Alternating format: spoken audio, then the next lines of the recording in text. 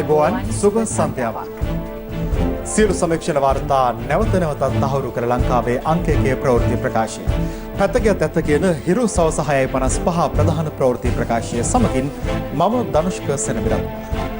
මම රෝෂිනී විජේසූරිය. මුලින්ම අවධානය දවස උණුසුම් කළ සිරස්තල වෙත.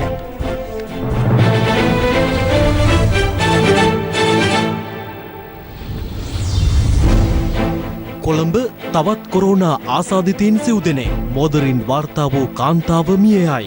සුවය ලැබූ ගණන 197ක් දක්වා ඉහළට. නීතිපතිගේ ප්‍රතිචාර සාකච්ඡාවට මැතිවරණ කොමිසම කලින් රැස් වෙයිද?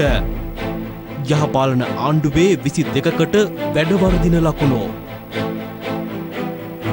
ජූනි 1 වෙනිදා පාසල් විවෘත කිරීමේ තීරණයක් නැහැ.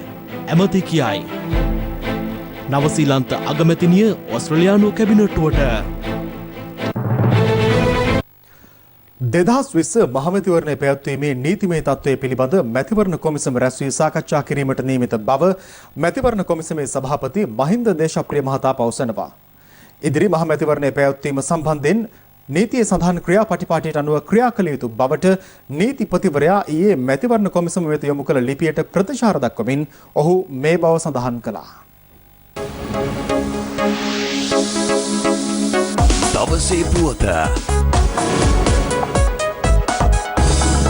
ජනාධිපති ගෝඨාභය රාජපක්ෂ මහතා විසින් මාර්තු 2 වෙනිදා පාර්ලිමේන්තුව විසිරුවා හැරීමත් සමග මහමැතිවරණය සඳහා නාම යෝජනා බාර ගැනීම මාර්තු 12 වෙනිදා සිට 19 වෙනිදා දක්වා සිදු වුණා.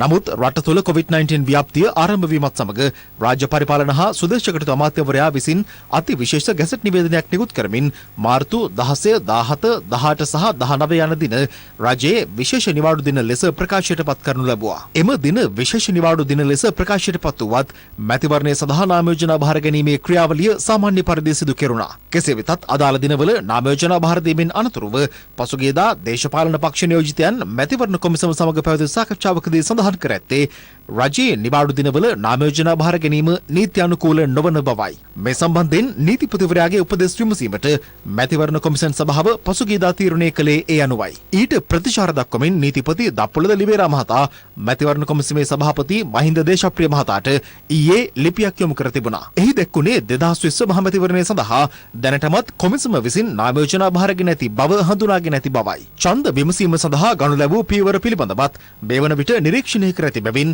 මැතිවරණය පැවැත්වීමේදී නීතියේ සඳහන් ක්‍රියාපටිපාටි අනුව ක්‍රියා කළ යුතු බව නීතිපතිවරයා සිය ලිපියෙන් දැනුම් දී තිබුණා. ඒ අනුව ගන්නා ඉදිරි ක්‍රියාමාර්ග පිළිබඳව අප මැතිවරණ කොමිසමේ සභාපති මහින්ද දේශප්‍රිය මහතාගෙන් විමසුවා.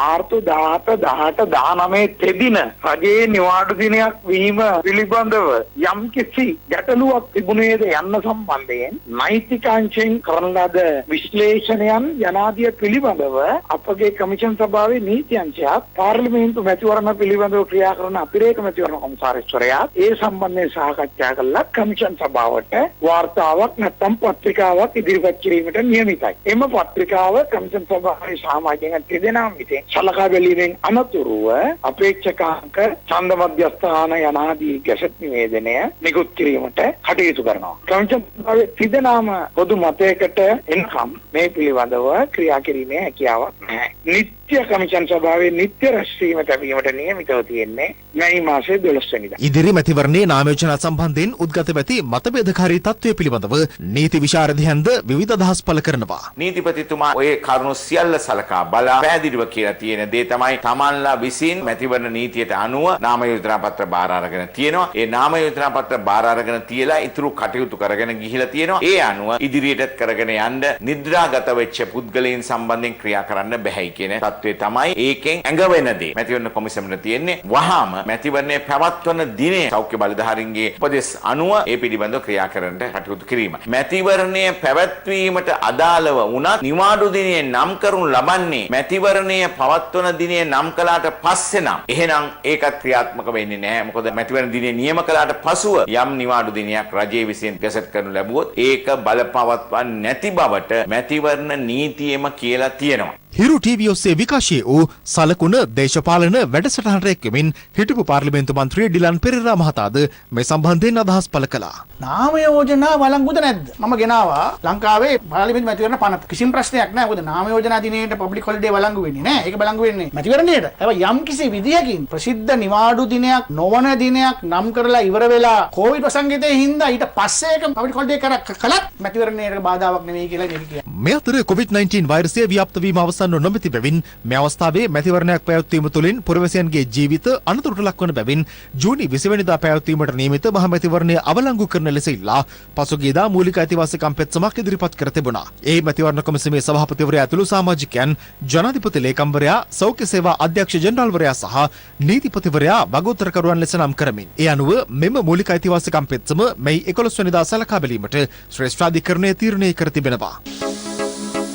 පාර්ලිමේන්තුව කැඳවීමට ඉල්ලීම් කරන්නේ පාස්කු ප්‍රහාරයට සම්බන්ධ පුද්ගලයන් සහ රටේ සිදු වූ මූල්‍ය වංචාවලට සම්බන්ධ පුද්ගලයන් බව හිටපු පාර්ලිමේන්තු මන්ත්‍රී ශෙහාන් සේමසිංහ මහතා පවසනවා. මේ අතර පාර්ලිමේන්තුව නැවත රැස්වීම සම්බන්ධයෙන් සහ රටේ පවතින දේශපාලන තත්ත්වය පිළිබඳ පක්ෂ විපක්ෂ දේශපාලඥයින් රැසක් අදත් විවිධ අදහස් පළ කළා.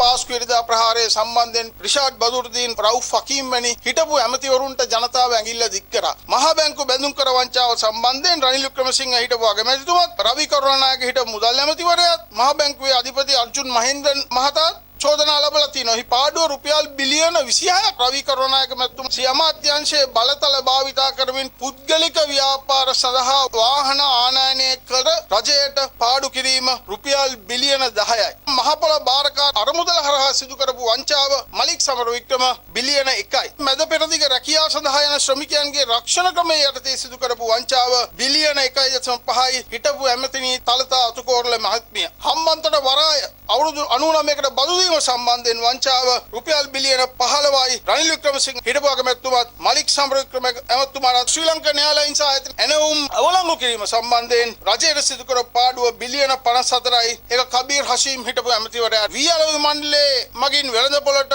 තෝරාගත් සමාගම් කිහිපයකට වීනිකුත් කිරීම සම්බන්ධයෙන් හැරිසන් ඇමතුමා රුපියල් බිලියන 10යි රජයට සිදු වූ පාඩුව. මෙන්න මේ වංචාකාරයින් මේ පාර්ලිමේන්තුව කැඳවන්න කියලා බරපතල ඉල්ලීමක් කරනවා. මම නම් අතර පාර්ලිමේන්තුව කැඳවන්න කැමති නැහැ. ජනතාවගේ තියෙනවා ඒකට ලොකු අප්‍රසාදයක්. ජනතාවගේ අප්‍රසාදයක් තියෙනවා. අපිට නම් කිසිම උවමනාවක් නැහැ පාර්ලිමේන්තුව යන්න. ආණ්ඩුවට පුළුවන් නම් මේ කළමනාකරණය කරගන්න හරියට මම නම් පාර්ලිමේන්තුව කැඳවන්නට අකමැතියි. මැතිවරණයට මුහුණ දෙන්න ශක්තියක් නැති හින්දා COVID-19 වසංගතය පාවිච්චි කරන්න බලනවා. නැවත පාර්ලිමේන්තුව කැඳවගෙන උන්ගේ අලුත් තත්ත්වයක් හදාගන්න. පාර්ලිමේන්තුව ආපහුව මාස දෙකකට රැස් කරන්න කියලා කියන්නේ පාර්ලිමේන්තු මැතිවරණයේ තියෙන දෙයක් විතරයි. දවස් කිහිපයකට කලින් රට විනාශ කරන, රට පාවා දෙන, කුමන්ත්‍රණ කරන සුමන්දිරන් ඊයේ හරිම මිත්‍රශීලී හරිම හොඳයි. හනි රකින්න අරලේ ගහමන්දට ආපු නිසා. මේක ජාතික ප්‍රශ්නයක්. ඒ නිසා තමයි සියලු පක්ෂවල ඒව කැඳෙව්වේ. ජාතික වැඩපිළිවෙල ගැන දැනුවත් කරන්න. එක කණ්ඩායමක් ආවා. අනික් අය ආවේ නැහැ. ඒක ඉතින් ඒ අයගේ බියගුලුකම. ඒක අපිට කරන්න දෙයක් නැහැ. මේ ආණ්ඩු ක්‍රම ප්‍රස්තාව අනුව ඕනෑම මොහොතක පාර්ලිමේන්තුව කැඳවීමේ හැකියාව ඇති කරලා තිබෙනවා. ඒ භාවිතා කරනවද නැද්ද කියන එක රජයේ වක්කීමක්. පාර්ලිමේන්තුව කැඳවුවම කොරෝනා නැති වෙනවා නම් එහෙනම් ඉතින් අනිල් ජයසිංහ මහත්තයා අයින් කරලා පාර්ලිමේන්තු ධම්මදිසානායක මහත්තයාට බාර දුන්නා වැඩේ කරයි. මේක නීතියෙන් කරගන්න පුළුවන් නම් එහෙනම් දප්පුල් වෙලා නීතිපතිතුමාට බාර දුන්නා වැඩේ කරයි. අනිල් ජයසිංහ මහත්තයාලා ඕනේ නැහැ. මේ පාර්ලිමේන්තුව කැඳවන්න කියන අය පාර්ලිමේන්තුව කැඳවන්න කියන්නේ ඇයි? දින 58 කාලේ කරපු නෙయ్యාඩමම පාර්ලිමේන්තුව නටන්නේ. දැන් අපිට ආරංචි වෙන විදිහට ආධාර මුදල් සෑහෙන්න ලැබිලා තියෙනවා. ඊට අමතරව මහ බැංකුව හරහා මේ වෙනකොට මුදල් ට්‍රිලියන ගණන් අච්චු ගහලා තියෙනවා කියලා ඒ ආරංචිත් අපිට ලැබෙනවා. එතකොට මේ මුදල් පරිහරණය කිරීමේදී ඔය සෙල්ලම් පාර්ලිමේන්තු කැඳවලා එතන සාකච්ඡා කරලා හරියන්නේ නැහැ. නීත්‍යානුකූලව පාර්ලිමේන්තුව කැඳවලා එතනදී තමයි මේ දේවල් වලට තීන්දුව తీරන ගන්න ඕනේ. අපිට කිසිදු මුදලකින් ආධාරයක් රජයට කිසිම රටකින් ලැබිලා නැහැ. ඊයේ මුදල් අමාත්‍යාංශයේ ලේකම්වරයා ඉතාමත් පැහැදිලිව ඒක ප්‍රකාශ කරා. ඉතින් ඒ උත්තරේ අහගන්න ලැජ්ජාවක් තියෙන්නේ නැහැ. මෙරට COVID-19 ආසාදිත 9 වන මරණය අද වාර්තා වුණා. ඒ අංගුඩ ජාතික බෝවන රෝග විද්‍යායතනයේ දැඩි සත්කාර ඒකකයේ ප්‍රතිකාර ලැබමින් සිටි කාන්තාවක්. මේ අතර තවත් COVID-19 ආසාදිතයින් සිව් දෙනෙකු අද හඳුනාගෙන අතර තවත් රෝගීන් 3 දෙනෙකු පූර්ණ සුවය ලබා පිටව ගියා.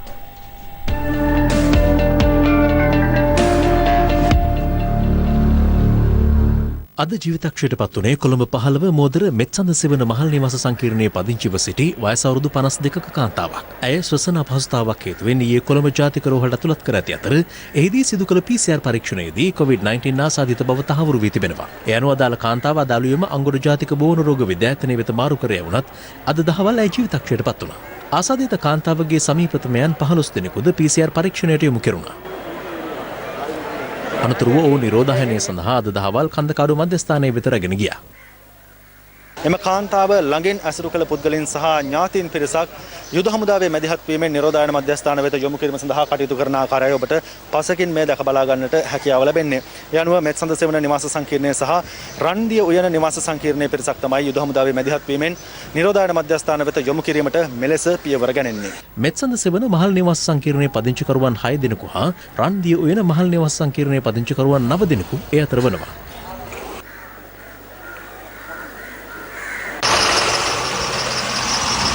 ඇයගේ නිවාසයේ දරුවන් 5 දෙනෙක් ඉන්නවා මෙම ස්ථානයේ. සැමියා සමග 6 දෙනෙක් 13 වෙනි තට්ටුවේ ඉන්නවා. ඇයගේ පළවෙනි රවුමේ ආශ්‍රිතයන් හැටියට රන්දිය උයනේ එක් නිවසක 9 දෙනෙක් සිටිනවා. අපි මොවුන් නිරෝධායනය සඳහා ශ්‍රී ලංකා යුද හමුදාවට බාර දෙනවා. අපි ඉතුරු අයගේ PCR පරීක්ෂණ හෙට උදේ මෙම ස්ථානයේ සිදු කරනු ලබනවා. මේගේ කාන්තාවගේ දේහය පිළිබඳ අවසන් කටයුතු ජාත්‍යන්තර නිරෝධායන රෙගුලාසි අනුව කොටිකාවත්ත පොදු සුසාන භූමියේදී අද රාත්‍රියේ සිදු කිරීමට නියමිතයි. ඒ අනුව මෙරට COVID-19 ආසාදිතව මිය ගිය ගණන 9 දෙනෙක් දක්වා ඉහළ ගිය අතර ඉන් 2 දෙනෙකු කාන්තාවන්. අද හඳුනාගත් ආසාදිතයින් අතුරෙන් තවත් අයෙක් රාජගිරිය බණ්ඩාරනායකපුර ප්‍රදේශයේ පදිංචිකරුවෙක්.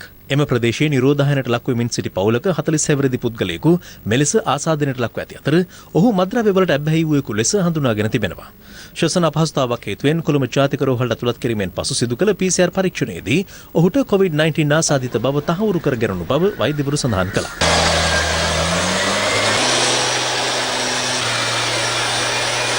අපි දැනටමත් නිරෝධායනයට ලක් කළ නිවසක් මීට දවස් 7කට කලින් ස්ථාන 50ක අපි අඳුරගත්තා.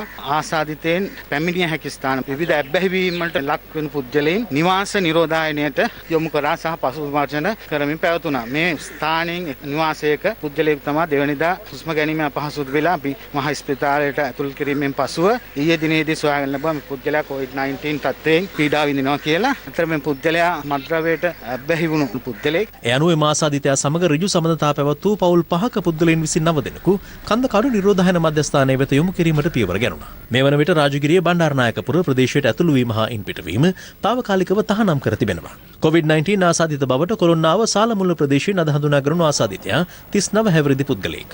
ඔහු පාදයක ඇති වූ රෝගී තත්ත්වයක් හේතුවෙන් කොළඹ ජාතික රෝහලට ඇතුළත් කර ඇති අතර එහිදී සිදු කළ පරීක්ෂාවේදී COVID-19 ආසාදිත බවට තහවුරු වී තිබෙනවා.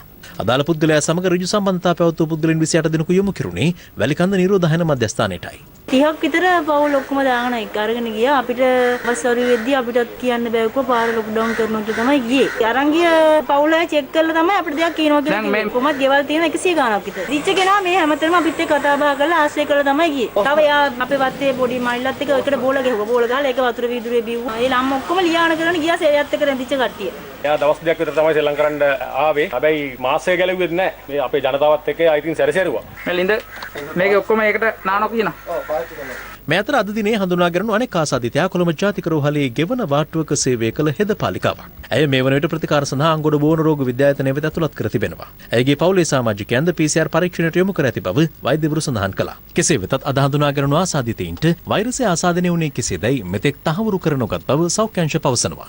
ඊයේ හමු ආසාදිතයෙක් නාවික හමුදාවේ අපගේ වීරෝදා රණවිරුවගේ පවුල හා සම්බන්ධ වෙච්ච පුද්ගලයන් නුවර කොළඹිස්ස කියන ප්‍රදේශයෙන් සොයාගත් එම පුද්ගලයා වෙනුවෙන් 67 දෙනෙකු ශ්‍රී ලංකා යුද හමුදාව විසින් අද දිනේ නිරෝධායන කිරීමට ලක් කරනු ලැබුවා. ඒත් එක්කම අද දිනේ රාජගිරිය බණ්ඩාරනායකපුර ප්‍රදේශයෙන් සොයාගත් ආසාදිතයා ඇසුරු කරපු 29 දෙනෙකුත් ඒ වගේම කොළොන්නාව ප්‍රදේශයෙන් සොයාගත් කොවිඩ් වෛරස් ආසාදිත පුද්ගලයා සොයා ගැනීමත් සමග එව් ඇසුරු කරපු තවත් 27 දෙනෙකු ඇතුළු තවත් කණ්ඩායමක් අද දිනේදී මේ ආකාරයෙන් නිරෝධායන ලක් කිරීමට කටයුතු කරනු ලැබුවා. අද දිනේදී නිරෝධායන මධ්‍යස්ථාන වෙත මේ ආකාරයෙන් විවිධ ප්‍රදේශවලින් 138 දෙනෙකු රැගෙන යාමට කටයුතු කරනු ලැබුවා. මේ අතර ඊයේ දිනේ තුල ආසාදිතයන් 33 දෙනෙකු හඳුනාගත් බව වසංගත රෝග විද්‍යාංශය සඳහන් කළා.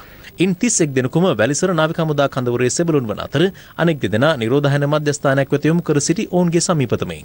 මේ අනුව එම 31 දෙනා සමග මේ දක්වා ශ්‍රී ලංකා නාවික හමුදා විරෝධා රණවිරුවන් 329 දෙනෙකු මේ ආකාරයෙන් ආසාදිතට ලක් වෙලා තිබෙනවා. ඊයේ දිනේදී ශ්‍රී ලංකා යුද්ධ හමුදාවේ අපගේ වීරෝදාර රණවිරුවෙක් එක කඳවුරක සිට අනිත් කඳවුර දක්වා රපෝර්තු කිරීමට ගමන් කරමින් සිටියේදී අතරමඟදී දඹුල්ලේදී මිය ගිහිල්ලා තිබුණා. ඔහුට විටින් විට අපස්මාරය නැමැති රෝගයෙන් පිළිච්ච රණවිරුවෙක් ඔහුගේ මේ වන විට පශ්චාත් මරණ පරීක්ෂණය පවත්වමින් තිබෙනවා. මේ වන විට මෙරටින් වාර්තා වන COVID-19 ආසාදිතයන් ගණන 755ක්. ඉන් 197 දෙනෙකු පූර්ණ සුවය ලබා පිටව ගොස් තිබෙනවා. මෙරටින් පළමු COVID-19 ආසාදිතයා පසුගිය මාර්තු 11 වෙනිදා වාර්තා වූ අතර මේ දක්වා ගත වූ කාලය තුළ ආසාදිතයින් වාර්තා වුණේ මේ ආකාරයෙන්. ගෙවී යන සතිය තුළ ආසාදිතයින් වාර්තා වීමේ අඩුවක් දක්නට ලැබුණා.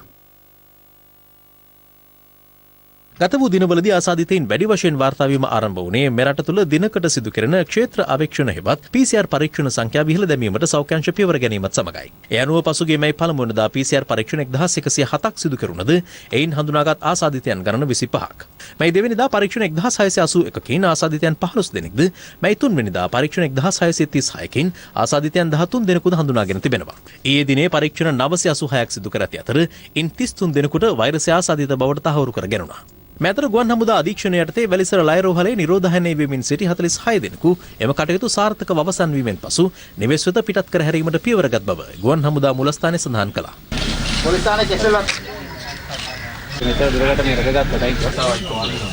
මෙතර විදේශයන්හි සිටින ලේඛනගත නොකළ ශ්‍රමිකයන් වෙත తాවකාලිකව ගමන් බලපත්‍ර නිකුත් කිරීමේ ක්‍රමවේදයන් සම්බන්ධයෙන් ආගමන හා විගමන දෙපාර්තමේන්තුව එකඟතාව පළ කර තිබෙනවා. ඒ විදේශ සම්බන්ධතා අමාත්‍යාංශය, නිපුණතා සංවර්ධන, රැකියා හා කම්කරු සම්බන්ධතා අමාත්‍යාංශය සහ ශ්‍රී ලංකා විදේශ රැකියා නියුක්ති කාර්යාංශය අතර පැවති සාකච්ඡාවකින් අනතුරුවයි. කුවේටය සහ ජෝර්දානයේ විසින් දැනට ප්‍රකාශයට පත් කර ඇති පොදු සමාව හා මාලදිවයිනේ සිටින සංක්‍රමණික ශ්‍රමිකයින් මුහුණ දෙන අවදානම මෙන්ම ඊට පිළියම් යෙදිය හැකි ක්‍රියාමාර්ග පිළිබඳවද මෙහිදී සාකච්ඡා වූ බව විදේශ සම්බන්ධතා අමාත්‍යාංශය සඳහන් කළා. මෙතර COVID-19 ගෝලීය වසංගතය හමුවේ විදේශයන්හි රැඳී සිටින ශ්‍රී ලාංකිකයින් මෙරටට ගෙන්වා ගැනීමේ මෙහෙයුම මේ දිනවල ක්‍රියාත්මක වනවා. ඒ අනුව හෙට දිනේ කැනඩාව, ඇමරිකාව සහ එංගලන්තය ආදී රටවල සිට සිසුන් 200කට ආසන්න පිරිසක් මෙරටට පැමිණීමට නියමිතයි. ඒ අනුව කටුනායක බණ්ඩාරනායක ජාත්‍යන්තර ගුවන්තොටුපළේ COVID-19 මර්ධන වැඩසටහන්වල ප්‍රමිතිය නිරීක්ෂණය කිරීම සඳහා ශ්‍රී ලංකා සිවිල් ගුවන් සේවා අධිකාරියේ සහ බණ්ඩාරනායක ගුවන්තොටුපළේ නිරෝධායන ඒකකයේ සේවයේ නියුතු වෛද්‍යවරුන් හා ජ්‍යෙෂ්ඨ සිවිල් ගුවන් සේවා පරීක්ෂකවරුන් නිරීක්ෂණ චාරිකාවක නිරත වුණා. සෞඛ්‍ය වෙනුවෙන් ගන්න පුළුවන් සෑම ප්‍රමිතියක්ම පිළිපැදලා තියෙන බව අපිට කියන්න පුළුවන්. බය නැතුව සිවිල් ගුවන් සේවා අධිකාරියේ හැටියට අපිට මේ තත්ත්වය පිළිගන්න පුළුවන් තත්ත්වයක තියෙනවා. අපිට දැක් ගන්න ලැබුණු බොහොම සද්දායක ආරංචියක් තියෙනවා. ඒ තමයි ලොකු වෙහෙසක් අරගෙන තියෙනවා ගුවන්තොටුපළ අද ජාත්‍යන්තරයට අවශ්‍ය මට්ටමට මේ සෞඛ්‍ය සම්බන්ධයෙන් කළ කටයුතු ටික ඒ විදිහටම බලා ගන්න. අපිට පිළිගන්න පුළුවන් බණ්ඩාරනායක ගුවන්තොටුපළ ඒ වගේම මම හිතන්නේ මත්තලත් ජාත්‍යන්තර මට්ටමට පවත්වාගෙන යන බව. අප මේ බණ්ඩාරනායක ජාත්‍යන්තර ගුවන්තොටුපළේ සෑම අවස්ථාවකම සූදානම් වී සිටිනවා. අපගේ ශ්‍රී ලාංකික දූදරුවන් එසේම රාජ්‍ය නිලධාරීන් ශ්‍රී ලංකාවට පැමිණි විට ඔවුන් සියලු දෙනාගේම ඒ අවශ්‍ය සෞඛ්‍ය පහසුකම් සලසලා ඒ අනිකුත් සෞඛ්‍යයට අදාළ අනිකුත් අවශ්‍යතාවයන් කටයුතු කිරීමෙන් පස්සේ ඔවුන් ගුවන් තොටුපළෙන් මුදා හැරීමට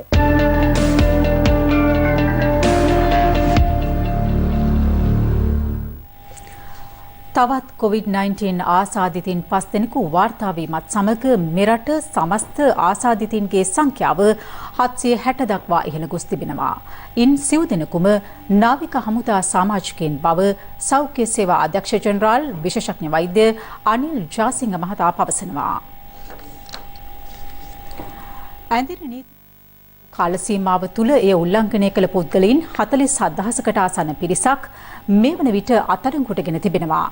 මේ අතර ඇඳිරි නීතිය හේතුවෙන් ගම්බිම් බලා යාමට නොහැකිව කොළඹ දිස්ත්‍රික්කයේ රැඳී සිටි 700 දෙනෙකු අද සිය ගම්බිම් බලා පිටත් කර යවුණේ පොලිසිය මැදිහත් වීමෙන්. කොළඹ ගම්පහ කළුතර සහ පුත්තලම හැර සෙසු දිස්ත්‍රික්ක 21 සඳහා අද සහ හෙට අලුයම 5 සිට රාත්‍රී 8 දක්වා ඇඳිරි නීතිය ඉවත් කරනවා. ජනාධිපති මාත්‍යාංශය නිවේදනය කළේ හෙට එනම් බදාදා රාත්‍රී 8 සිට මැයි මාස 11 වැනි සඳහා අලුයම 5 තෙක් මුළු දිවිනටම ඇඳිරි නීතිය ක්‍රියාත්මක බවයි. කෙසේ වෙතත් COVID-19 අවදානම ඉහළ දිස්ත්‍රික්ක වන කොළඹ ගම්පහ කළුතර සහ පුත්තලමට නැවත දැනුම් දෙනතුරු ඇඳිරි නීතිය ක්‍රියාත්මක වනවා. මේ අතර ඇඳිරි නීතිය ඉවත් කරන ප්‍රදේශවල ජනතාව වැඩි වශයෙන් නගර වෙත පැමිණ සිටින ආකාරය දක්නට ලැබුණේ නැහැ.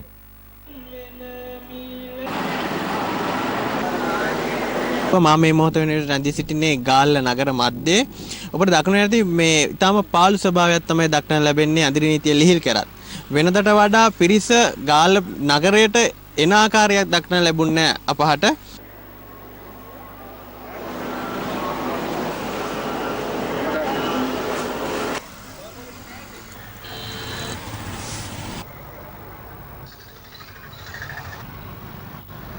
කෙසේ වෙතත් ඇඳරි නීතිය ක්‍රියාත්මක කරනු මෙන්ම ලිහිල් කරනු සියලුම ප්‍රදේශ ආවරණය වන පරිදි පොලිසිය සහ මහජන සෞඛ්‍ය පරීක්ෂකවරුන් රාජකාරිවල නිරත වන ආකාරය අප වාර්තාකරුවන්ගේ කැමරාවල මෙලෙස සටහන්ව තිබුණා. මෙතන ඉන්නේ ඔක්කොම කට්ටිය ඇතුළේ. මේ ඇතුළේ යනකොට අපි කියන දේ අතසෙන්නේ පාසුකම් තියන්න ඕනේ. කොහොමද මෙතන සිංක් එකක් සයිකල් නැහැ. කොහොමද මේ කොහොමද මෙතන ඉන්නේ ඔක්කොම වතුර ගලාගෙන. ඊට පස්සේ ඕවා ගිහින් බලවලු ගින්නා මදුරු බෝ. දැන් ඊළඟ දින පස්සේ තමයි ඩෙන්ගු ප්‍රශ්නේ. දැන් මෙතනින් තමයි ඔක්කොම මේ ඉම්ප්‍රෙස් වෙන්නේ. කොහොමද උනා බලනවද ඔය දේ? බලනවා. කොහේද? මේ මැෂින් එක කොහොමද? මැෂින් එක උණ කටුවෙන්.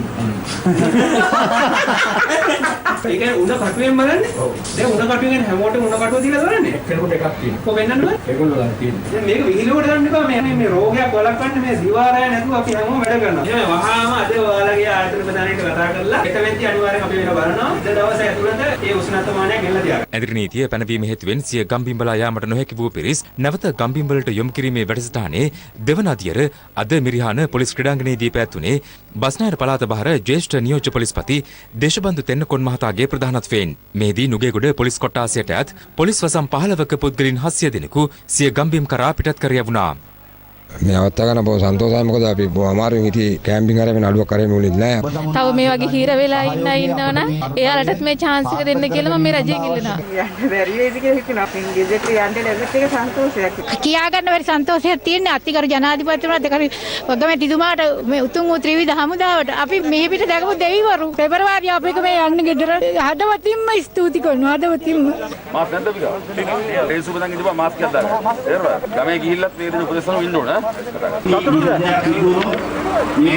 පැහැදිලිව මෙයාට උපදෙස් දීලා තියෙන්නේ ගම්බිම් වල ගිහිල්ලා ඉවරලා නෑදෑගේ වල එහෙම නැත්නම් විනෝද උත්සව ආදී වලට සහභාගී වීමකින් තොරව තමන්ගේ පවුලේ සමාජිකින්ට පමණක් සීමා වෙලා පවුලේ සමාජිකයෝ අතරත් මෙයාට තමන්ගේ කාමරයකට එහෙම නැත්නම් එක ස්ථානෙට ඉඳලා දවස් 14ක් කාලයක් ගත කරපුවාම ඒ අවිනිශ්චිතත්වය නැති කරගන්න පුළුවන්. ඒ නිසා තමයි අද ශ්‍රී ලංකා පොලිසිය මේ විදිහට වුණ පොලිස් කොට්ටාසයට යවනවා. එතන ඉඳලා ඒගොල්ලන්ගේ අදාළ පොලිසියේ නිලධාරීන් වාහනයක් ලෑස්ති කරගෙන ඇවිල්ලා මේගොල්ලෝ ගෙදර මිදුල ගාවෙන් බස්සනවා. බැසුවෙන් පස්සේ ඇවිල්ලා ඒ ස්ථානේ ඉඳලා පොලිසිය අධීක්ෂණය කරනවා මේ අය නිසියාකාරව ස්වයං නිරෝධායන ඉන්නවද කියලා. ඒ වගේම මහජන සෞඛ්‍ය පරීක්ෂණවලට අධීක්ෂණය. මේ අතර ජුනි මාස පළමුවනදා සිට අධීර කිහිපයක් යටතේ පාසල් විවෘත කරන බවට පළවන වාර්තාවන්හි කිසිදු සත්‍යතාවක් නැතයි අධ්‍යාපන අමාත්‍ය ඩලස් අලාපෙරුම් මහතා පවසනවා. පාසල් නැවත ආරම්භ කිරීමේ තීන්දුව දේශපාලන තීන්දුවක් නෙමෙයි. ඒක අධ්‍යාපන ඇමතිවරයාට හෝ අධ්‍යාපන අමාත්‍යාංශ නිලධාරීන්ට තනියම ගන්න පුළුවන් තීන්දුවක් නෙමෙයි. තීන්දුව ගත යුතු වන්නේ සෞඛ්‍ය අමාත්‍යාංශයේ නිර්ණායක නිර්දේශ වලට අනුව. 11 වෙනිදා පටන් ගන්න කියලා මුලින් තීරණය කළා තිබුණේ නමුත් 11 වෙනිදා පටන් ගන්නවා කියලා කියන එක ප්‍රායෝගික නෑ කියලා. තව දින කීපයකින් පුළුවන් වේවි නිශ්චිත වශයෙන්ම කොයි වගේ කාල සීමාවකද මේක විවෘත කරන්න පුළුවන් වෙන්නේ කියලා තීන්දුව කරන්න. මම දැක්ක ඊයේ මාධ්‍ය ප්‍රවෘත්තියක් යා මේ 13 වෙනිදා විදුහල්පතිවරුන් කැඳවන්නට ගුරුවරුන් කැඳවන්නට අධ්‍යාපන අමාත්‍යාංශය තීන්දුව කළා තියෙනවා කියලා. ඉසුරුපායේ තියෙන ශ්‍රී ලංකාවේ අධ්‍යාපන අමාත්‍යාංශය නම් එහෙම තීන්දුවක් කරන්නේ නැහැ. දරුවන්ට අදාළ කාරණාවලදී සංවේදීව ප්‍රවෘත්ති වාර්තා කරන්න කියලා කියන එකත් මම මේ මොහොතේ ඉල්ලීමක් කරනවා. ඇඳරි නීති ඉවත් කරන ප්‍රදේශවල මගී ප්‍රවාහනයේදී බස් රථවල ආසන ගණනට මගින් ගෙන යාමේ හැකියාව සම්බන්ධයෙන් සෞඛ්‍ය බලධාරීන්ගෙන් විමසීමක් කළ බව ප්‍රවාහන සේවා කළමනාකරණ අමාත්‍ය මහින්ද අමරවීර මහතා අද උඩහමුල්ල ඩිපෝ පරිශ්‍රයට පැමිණි අවස්ථාවේදී ප්‍රකාශ කළා. 11 වෙනිදා තීන්දුව කළා තියෙන්නේ විශේෂයෙන් බස්නාහිර පළාත තුල රාජ්‍ය ආයතන වලටත් පෞද්ගලික ආයතන වලටත් අවශ්‍ය ප්‍රවාහන පහසුකම් ලබා දෙන්න. ඇඳරි නීතිය සම්පූර්ණ ඉවත් වෙන ප්‍රදේශවල අපි උත්සාහ කරනවා අනිත් අයටත් ඒ ප්‍රවාහන අවශ්‍යතාව සම්පූර්ණ කිරීම සඳහා අවශ්‍ය පියවර ගන්න. මම අදම උපදෙස් ලබා දුන්න අමාත්‍යාංශ ලේකම්වරයාට සෞඛ්‍ය අමාත්‍යාංශ අධ්‍යක්ෂ ජෙනරාල්වරයාගෙන් විමසන්න කියලා බස්වල සීට් ගානට මගින් ප්‍රවාහනය කිරීමේ හැකියාවක් තියෙනවද කියලා. ඒ නිර්දේශය ලැබුණොත් පෞද්ගලික අංශයේ සියලුම බස් රථ ධාවනයේ සඳහා යොදවන්නේ ඒගොල්ලෝ සූදානමින් ඉන්නවා. සෞඛ්‍ය නීති රීති වලට පිටින් යන්න කිසිම සූදානමක් නැහැ. ලාභ පාඩු කෙසේ වෙතත්.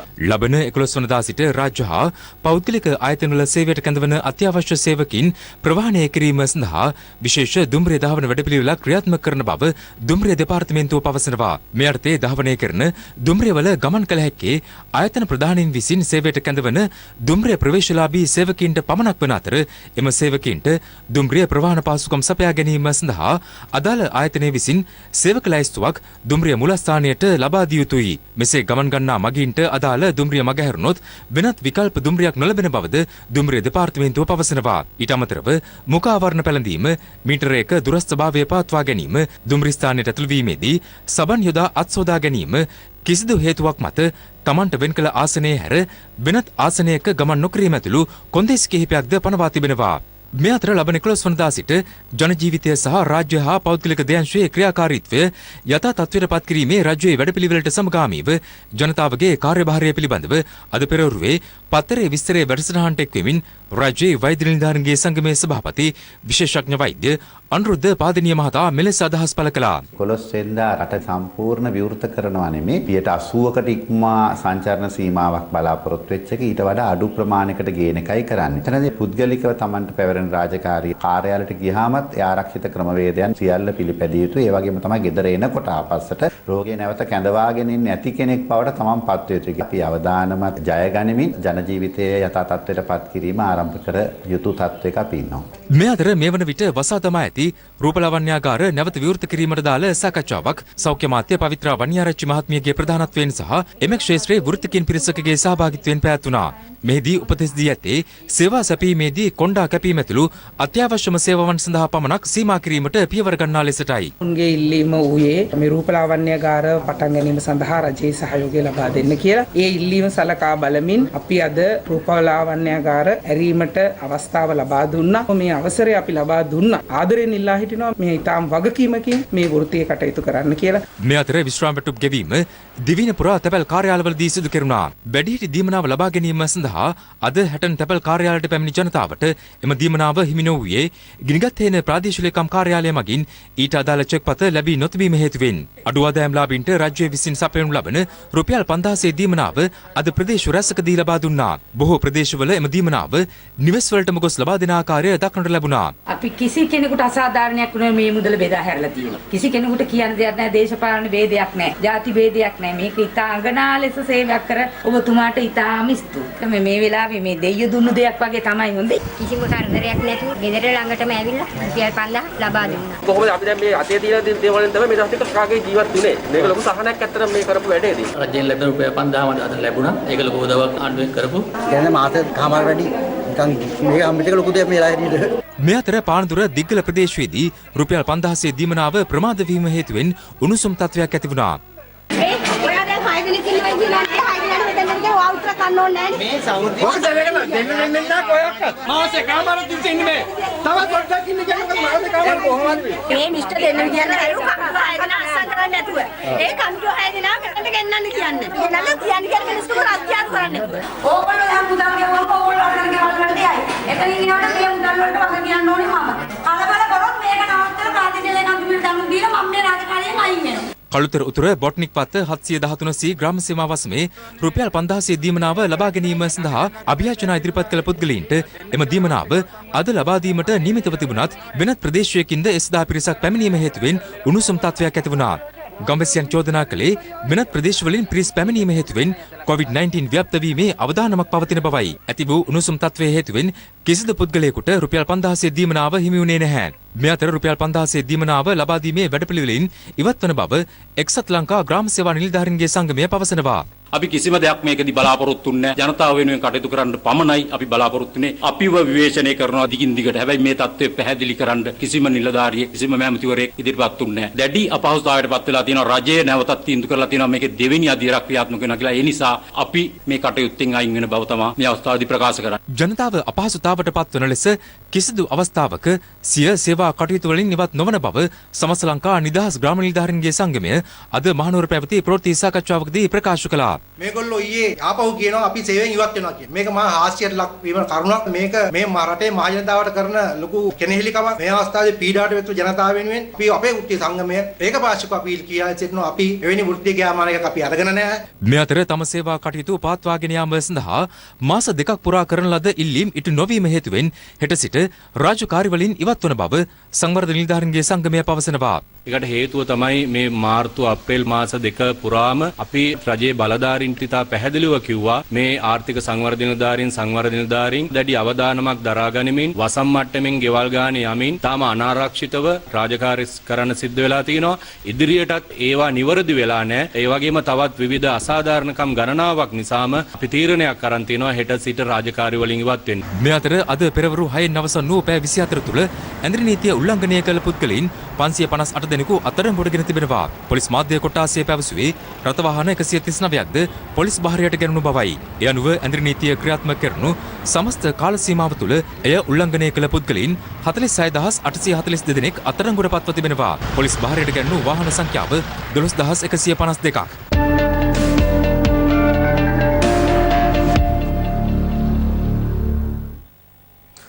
COVID-19 ව්‍යසනය හමුවේ පවුලකට ලබා දෙන රුපියල් 5000 දීමනාව කිසිසේත් ප්‍රමාණවත් නොවන බව සමගී ජනබලවේගයේ නායක සජිත් ප්‍රේමදාස මහතා පවසනවා.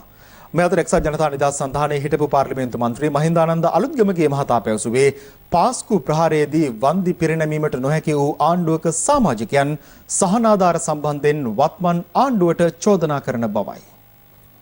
මසකට රුපියල් 5000ක දීමනාව කිසිසේත්ම ප්‍රමාණවත් වන්නේ නැtei කියන එක මම කියන්නට කැමතියි. 4 දෙනෙක් ඉන්න පවුලකට අවම වශයෙන් ආහාර අනුභව කරලා පමණක් හෝ ජීවත් වීම සඳහා 20000ක මුදලක් ලබා දෙන්නට රජය කටයුතු කළ යුතුමයි. කාරුණික විල්ලීමක් කරනවා සහන වැඩපිළිවෙල දේශපාලනීකරණය කරන්නේ නැතුව ලබා දෙන්නට කටයුතු කරන්නයි කියලා. අපි දුටුව පහුගිය දිනවල විවිධ රැස්වීම් කැඳවලා තිබෙනවා. ඒ රැස්වීම් වලට ලොකු මුදල් වැය කරලා තිබෙනවා. ඇත්ත වශයෙන් මේ වගේ රැස්වීම් අපිට අවශ්‍ය නැහැ. ඒ සියලුම මුදල් රටේ ජනතාවගේ සුබසාධනය වෙනුවෙන් කැප කරන්න. ඒ වගේම PCR ටෙස්ටිං ප්‍රමාණය වර්ධනය කරන්න. කොරෝනා සටනේ ඉදිරියේම සිටින ආරක්ෂක අංශවලට සෞඛ්‍ය ශාස්ත්‍රයේ නිලධාරීන්ට ආරක්ෂක උපකරණ සහ මෙවලම් සඳහා ඒ අරමුදල් කැප කරන්නයි කියලා මම ඉල්ලීමක් කරනවා. අද සජිත් ප්‍රේමදාස මහත්තයා මොනවද මේ කතා කරන්නේ? කිතුණු බැතිමතුන්ට පල්ලි වලට ගහපු වෙලාවේ වන්දියක් දෙන්න බැරි වුණා. ජනතාවට සහන දෙන්න බැරි වෙච්ච ආණ්ඩුව අද සහන දෙන්න කතා කරනවා. පවුල් ලක්ෂ 72කට ජනාධිපති කාර්යසාධක බලකාය හරහා ආධාර ලබා දෙනවා. අනුපවුල් වලට එක පවුලට 10000 ලැබිලා තියෙනවා. එක පවුලට 18500ක් ලැබිලා තියෙනවා. 5000ට අමතරව සමෘද්ධිය 3500යි, වැඩිහිටි ආධාරය 5000යි, වකුගඩු ආධාරය 5000යි. මේ ආණ්ඩුව තරම් සහන ආධාර දීපු ආණ්ඩුවක් ඉතිහාසයේ කවදාවත් දැකලා නැහැ. විදුලි බිල ගෙවන්න එපා කියලා තියෙනවා. වතුර බිල ගෙවන්න එපා කියලා තියෙනවා. දුරකථන බිල ගෙවන්න එපා කියලා තියෙනවා. ෆිනෑන්ස් ගෙවන්න එපා කියලා තියෙනවා. බැංකු ණය ගෙවන්න එපා කියලා තියෙනවා. රාජ්‍ය සේවකයට ගෙදර ඉන්න කියලා තියෙනවා. වැටුප නිකම් දෙනවා. මෙහෙම සහන ආධාර දීපු ආණ්ඩුවක් ලොවෙත් නැහැ, ලොවි ගහෙත් නැහැ, ගහ මුලත් නැහැ, දෙල්කඳ පොලෙත් නැහැ.